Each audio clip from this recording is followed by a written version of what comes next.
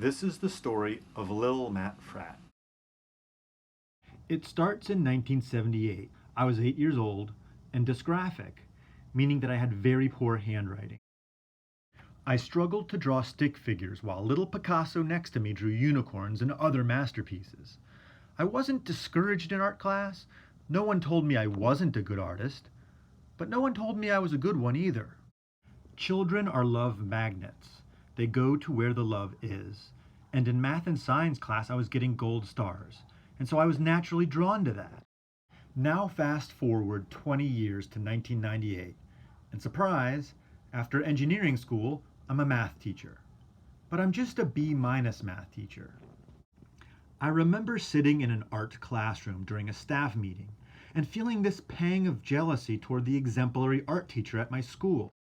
I was jealous because no one ever hung their math test on their refrigerator. But of course, I could never be an art teacher because I could barely hold a pencil. Now, if you haven't already, at some point in your life you will probably have a feeling in your gut that you were in the wrong place. I definitely felt that, but I had no idea how I was going to get to the right place, or even knew where the right place was. But it was the dawn of the internet, and self-teaching became easier, and I started teaching myself creativity apps on a computer. I taught myself animation on Flash and filmmaking on iMovie. I became fascinated with a part of the human experience that I had never experienced before: how to create something out of nothing. Think about it.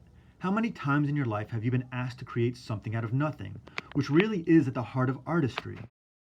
Now technology can level the playing field and empower those who aren't deft enough to paint a masterpiece or strong enough to build a house.